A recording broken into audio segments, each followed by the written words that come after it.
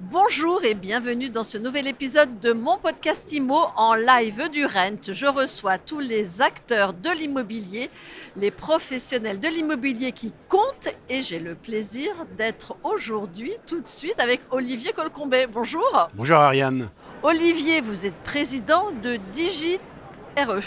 Oui, DigiRE, comment on dit? on Comment dit vous dites DigiRE. DigiRE. Tout à fait.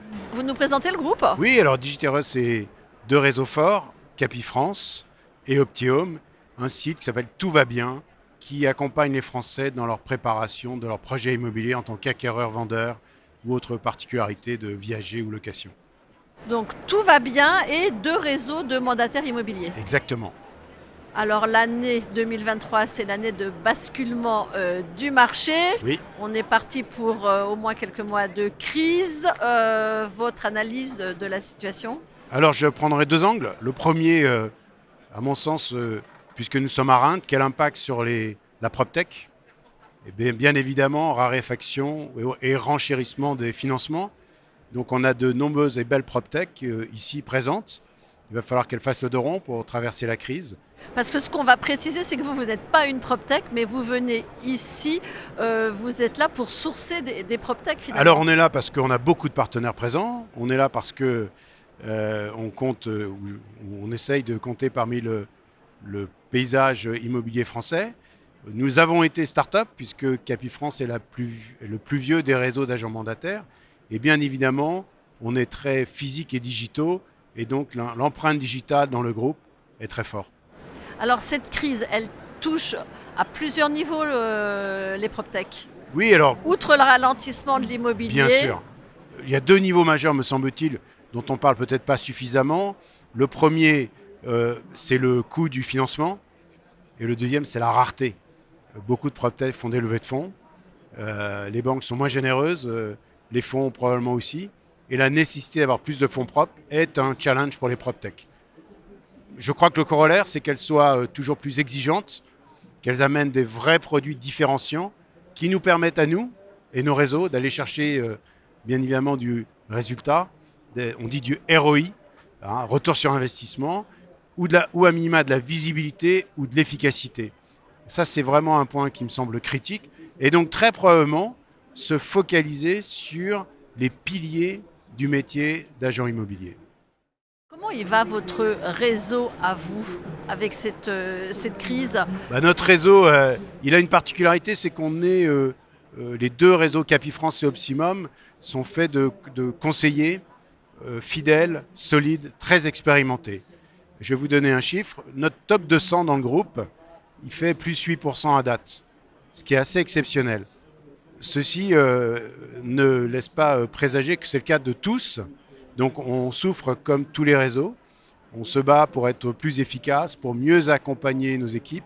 Un conseiller qui est bien évidemment en région ou qui travaille à minima à son domicile a besoin d'une grande proximité dans un environnement où il faut être toujours plus énergique, toujours plus engagé. Et ce qui me marque dans cet environnement pour nos conseillers, c'est que ceux qui ont un grand respect du client, qui amènent beaucoup de services, et qui finalement ont développé une image de marque qualitative, continuent à bien se porter, ou du moins surperforment. Attention, très probablement avec beaucoup plus d'énergie et de travail que pendant l'euphorie des années 2019-2020. Et là, vous avez mis des outils en place justement pour les aider à mieux travailler? Alors, on a repris un certain nombre d'outils, entre autres, essayer de remettre en place des formations présentielles, avoir des formations particulièrement adaptées au virage que représente la crise que l'on connaît. Je pense tout particulièrement à bien travailler les acquéreurs, à mieux accompagner la partie financement. Trouver un acquéreur, encore faut-il qu'il soit solvable, c'est ce qu'attend le propriétaire. Ça a toujours été le cas, mais c'est bien sûr renforcé. En termes de visibilité, on a beaucoup travaillé, entre autres chez Optium, la visite locale. Donc, bien sûr, Google My Business, mais plus que ça, permettent à nos conseillers d'être vus localement pour que le client vendeur pense à eux en premier lieu, bien évidemment. Bon, alors est-ce que vous diriez que tout va bien? Alors, je dirais que tout va bien parce que finalement, on va faire une année 2023 à 870 000 transactions. Ce n'est pas la catastrophe. C'est encore 80 000 de plus qu'avant l'année 2019.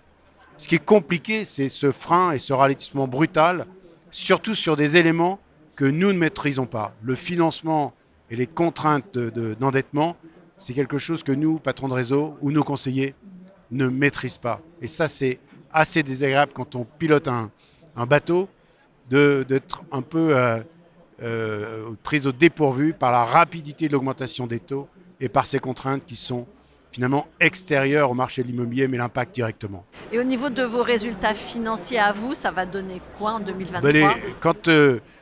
Aujourd'hui, si vous prenez les financements de la Banque de France, Ariane, sur 9 mois, c'est 42% de baisse en valeur.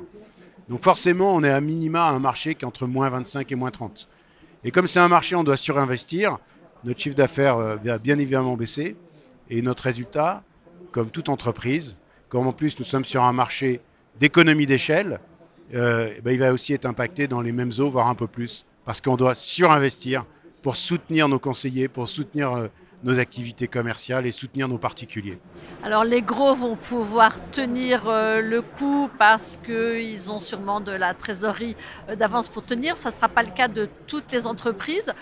C'est quoi vos pronostics ? Alors je crois qu'il va y avoir trois impacts. On a parlé des PropTech qui, elles, ont vraiment besoin de cash pour tourner. Donc il faut qu'elles s'allient, il faut qu'elles s'adossent et il faut qu'elles fassent des efforts vis-à-vis de leurs clients. On va avoir les réseaux, les petits, les peu compétitifs, ou ceux qui ont beaucoup de conseillers démarrants, ils vont énormément souffrir. Et on va voir la consolidation, c'est-à-dire des acquisitions ou des rapprochements au sein de la profession. Et les plus gros, il faut qu'ils restent vigilants parce que, entre autres, ceux qui sont à la peine ont tendance un peu à casser nos marges.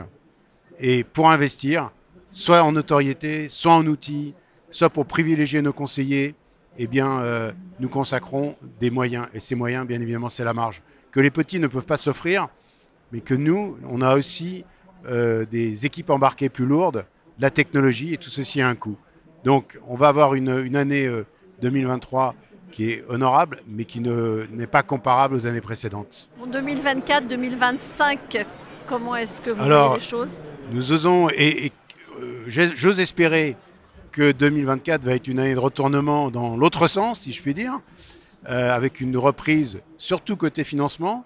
2 indicateurs, vous avez vu dans la presse ces jours-ci, il y a l'inflation ralentie, et donc le coût du financement devrait baisser. Donc ça, c'est quand même un ballon d'oxygène qu'on voit apparaître. Il va falloir maintenant que tout se mette en route. Et puis on a d'autres opportunités. Nous, on a travaillé, entre autres chez Capifrance, la diversification. Donc que nos conseillers puissent amener plus de services, mieux accompagner le particulier. Et sur le plan marché, volume, il faut que nos conseillers soient toujours meilleurs parce qu'il y a un service à rendre. 870 000 transactions, peut-être 850. Je ne pense pas que ça aille en dessous des 800 000 l'année prochaine. On risque d'avoir un petit ralentissement quand même, surtout sur le premier semestre. Mais nous espérons bien une reprise sur le deuxième semestre 2024 et 2025 sont encore un peu loin. Stabilisons la profession, stabilisons les volumes et repartons en conquête à l'issue. Dernière question, il y a toujours un appétit pour ces métiers de l'immobilier dans la période trouble dans laquelle on est ? Il y a toujours un appétit. Des candidats probablement plus sélectifs. Probablement, nous avons la chance dans nos 2 réseaux. On ne s'est pas bâti, et ça a probablement été un frein dans notre croissance, sur des candidats passagers, de passage. On s'est plutôt bâti sur des candidats qui voulaient en faire leur profession. Donc ce fut une faiblesse dans la période où c'était des croissances incroyables. Aujourd'hui, c'est un vrai atout. Parce qu'on a plus de 20% de vrais pros qui nous rejoignent, qui ont une expérience. Et si je prends Capifrance, c'est vraiment le réseau par excellence qui vous permet d'être un professionnel, d'atteindre au moins 100 000 d'honoraires. Et si je prends Optihome, c'est vraiment un réseau qui joue collectif. Et par ces 2 ADN, nos conseillers sont plus forts. Dans une période qui reste difficile, je ne vais pas dire le contraire, mais bien armés pour traverser cette tempête et repartir en croissance à l'issue. Merci beaucoup Olivier Colcombet, merci d'avoir parlé et d'avoir osé parler des sujets qui fâchent parce qu'il y a des interlocuteurs qui préfèrent dire que tout va encore bien et ça fait du bien d'entendre une parole qui a l'air vraie. Je crois que la profession doit faire un petit effort pour pas laisser penser que quand la Banque de France annonce moins 40, on fait que moins 10 ou 0 ou moins 15. Ce n'est pas possible. Donc, pour soutenir la profession, il faut aussi regarder avec transparence et honnêteté l'état du marché. Mais je reste très très confiant pour l'avenir. Merci à vous. Merci, je rappelle Ariane. que vous êtes président de Digit RE. Merci. Et je vous dis à très vite pour un nouvel épisode de mon podcast IMO à écouter tous les jours sur MySuite IMO et sur toutes les plateformes.